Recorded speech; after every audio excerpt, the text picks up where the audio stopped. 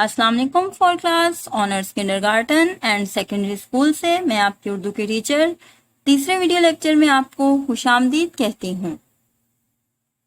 आज हम अलबाग की उर्दू का सबक नंबर 10 मीनार पाकिस्तान और उर्दू ग्रामर से जुमला, कलमा मुहमिल, कलमे की इकसाम और हद करेंगे। आइए सबक नंबर 10 मीनार पाकिस्तान से शुरू करते हैं, जो कि सफ़ा नंबर 37 से शुरू होता है। इसके अहम नकात दर्ज झेल हैं। ऑल इंडिया मुस्लिम लीग, मीनार पाकिस्तान की तामीर, हफीज जलंधरी का मिजाज। मुश्किल अल्फाज और अल्फाज मायनी, हुक्मरानों, हिंदुस्तान, सदारत, करारदाद, यादगार, अहाते, शानदार। अल्फाज मायनी मुसलसल, लगातार, जिदोजहद, कोशिश, भरपूर, पूरा, तकरीब, रस्म, त्यौहार, अजीम, बड़ा। अब मैं आपको बताऊंगी कि सबक मीनार पाकिस्तान में हमें क्या बताया गया है, ताकि जब आप इस सबक की पढ़ाई करें तो समझने में बिल्कुल भी मुश्किल ना हो। इस सबक में हमें मीनार पाकिस्तान की तामीर के बारे में बताया गया है। हिंदुस्तान में मुसलमान हुक्मरानों की बादशाहत के दौरान अंग्रेज इस मुल्क में तिजारत की गर्ज से आए और मुसलमानों की बादशाहत खत्म करके पूरे हिंदुस्तान पर कब्जा कर लिया। मुसलमान रहनुमाओं ने अपने हकूक की जंग के लिए ऑल इंडिया मुस्लिम लीग के नाम से सियासी जमायत कायम की। 23 मार्च 1940 को कायदे-ए-आज़म की सदारत में लाहौर में करारदाद पाकिस्तान मंजूर हुई। यही क़याम पाकिस्तान की बुनियाद बनी, जिसकी यादगार के तौर पर मीनार पाकिस्तान तमीर किया गया। अख्तर हुसैन ने इसका संगे बुनियाद रखा। इसकी तमीर 8 साल में मुकम्मल हुई। मीनार तकरीबन 70 मीटर बुलंद है। इसकी तमीर में कंक्रीट, पत्थर और संगमरमर का इस्तेमाल किया गया। मीनार के अखाते में अजीम शायर हफीज जलंधरी का मिज़ार भी है, जिन्होंने पाकिस्तान का कौमी तराना लिखा था। दर हकीकत मीनार पाकिस्तान आज़ादी के हसूल की खातिर मुसलमानों की अजीम माली और जानी कुर्बानियों की शानदार यादगार है। आइए सबक का मुख्तसर जायजा लेते हैं। हिंदुस्तान में मुस्लिम हुक्मरानों की बादशाहत के दौरान अंग्रेज इस मुल्क में तिजारत की गर्ज से आए। मुस्लिम रहनुमाओं ने अपने हकूक की जंग के लिए ऑल इंडिया मुस्लिम लीग के नाम से सियासी जमायत कायम की। 14 अगस्त 1947 को पाकिस्तान वजूद में आया। अख्तर हुसैन ने आज़ादी की यादगार मीनार पाकिस्तान का संगे बुनियाद रखा। मिज़ार के अहाते में अजीम शायर हफीज जलंधरी का मिज़ार भी है।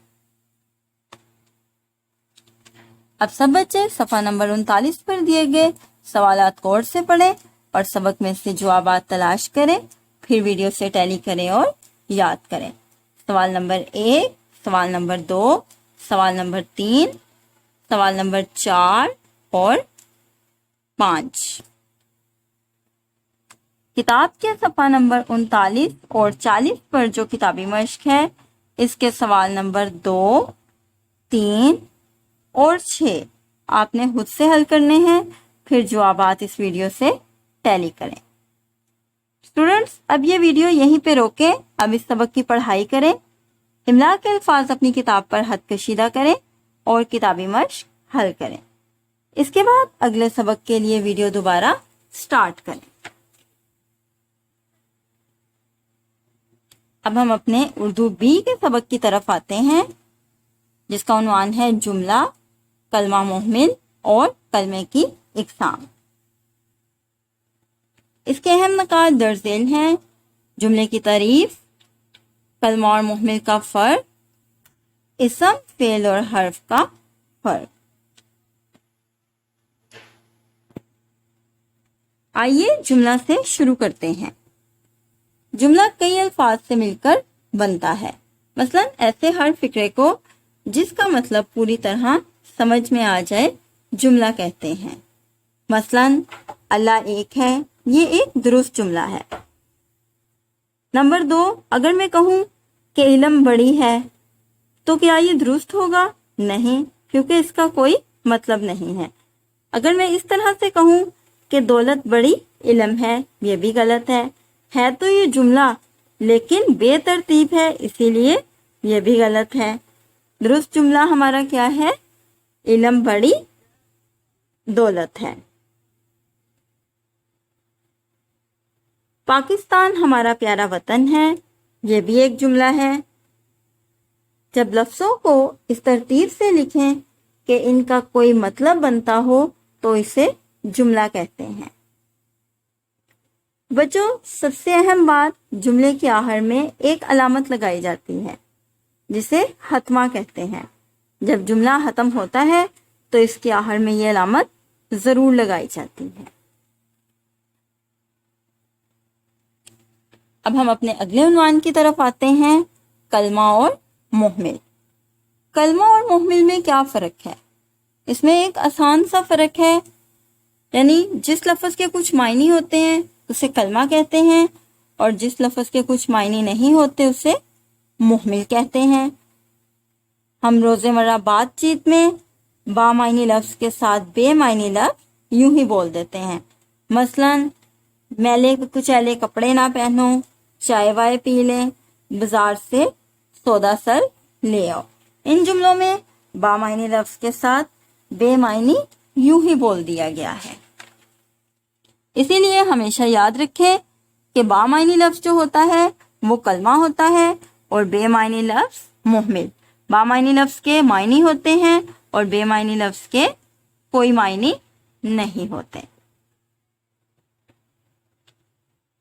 کلمے کی 3 اقسام ہیں، اسم، فعل اور حرف۔ اسم کیا ہوتا ہے؟ اسم وہ کلمہ ہے جو کسی شخص، جگہ یا چیز کا نام ہو۔ مثلا ہمارے ارد گرد جو کچھ بھی ہے، جتنی بھی چیزیں ہیں، ان سب کا کوئی نہ کوئی نام ہے نا، تو سب کا کوئی نہ کوئی نام ہے، تو وہ سب کیا ہے؟ وہ سب اسم ہے۔ مثلا آپ کا بھی نام ہے، آپ کا جو بھی نام ہے وہ بھی اسم ہے۔ آپ کے ہاتھ میں کتاب ہے، پینسل ہے، نوٹ بک ہے، یہ سب بھی اسم ہے۔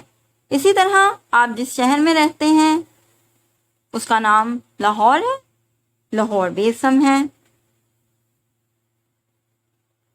اب جملے دیکھتے ہیں۔ اگر ہم جملے بناتے ہیں، طاہر نے کتاب پڑھی، طاہر، کتاب، یہ دونوں اسم ہے نا، اس میں طاہر بھی اسم ہے اور کتاب بھی اسم ہے۔ اسکول، مسجد، یہ سب کیا ہے؟ اسم ہے۔ فعل وہ کلمہ ہے جس سے کسی کام کا کرنا، ہونا یا سہنا زمانے کے لحاظ سے ظاہر ہو، یعنی ایسا لفظ جس سے ہمارا کام ظاہر ہو فعل کہلاتا ہے۔ مثلا لکھنا، پڑھنا، کھیلنا، کھانا، پینا، سونا، جاگنا وغیرہ، یہ سب کیا ہے؟ اسم ہے۔ مثلا آپ ویڈیو میں دیکھ سکتے ہیں، آمنہ نے سبق پڑھا، علی نے کھانا کھایا، لڑکے کرکٹ کھیلتے ہیں۔ ان جملوں میں کیا کیا فعل ہے؟ پڑھا، کام ہو رہا ہے نا، کسی کام کا کرنا، ہونا یا سہنا فعل ہوتا ہے۔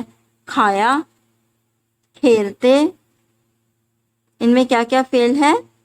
پڑھا، کھایا اور کھیلتے۔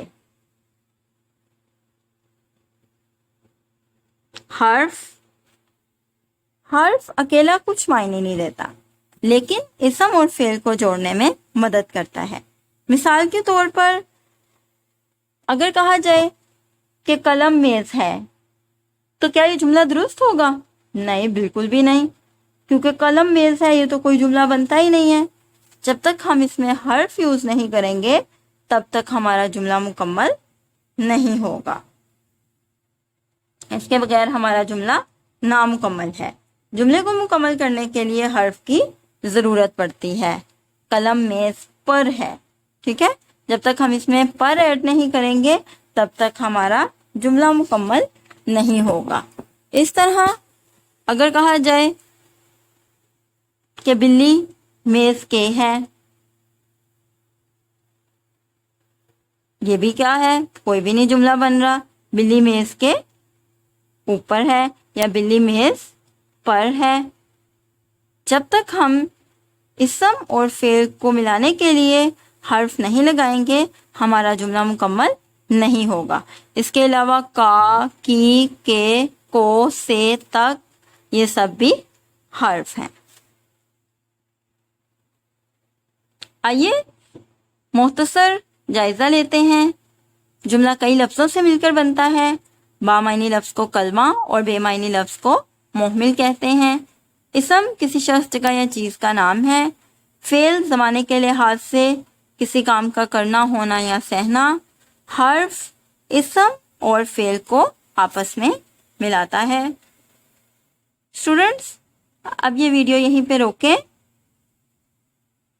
جملہ، کلمہ محمل اور کلمے کی اقسام کی تعریف یاد کریں اور 5 مثالیں اپنی اردو بی کی کاپی پر لکھیں۔ اب ہم اپنے اگلے عنوان کی طرف آتے ہیں۔ ہمارا اگلا عنوان ہے خط۔ بچوں، ہر شخص کو اپنے رشتہ داروں، عزیزوں اور دوستوں کو خط لکھنے کی ضرورت پڑتی ہے۔ خط کو عادی ملاقات بھی کہا جاتا ہے۔ کسی دور رہنے والے شخص کو اپنا پیغام پہنچانے کے لیے جو تحریر لکھی جاتی ہے اسے خط کہا جاتا ہے۔ خط ڈاک کے ذریعے دنیا کے کسی بھی مقام تک پہنچائے جاتے ہیں۔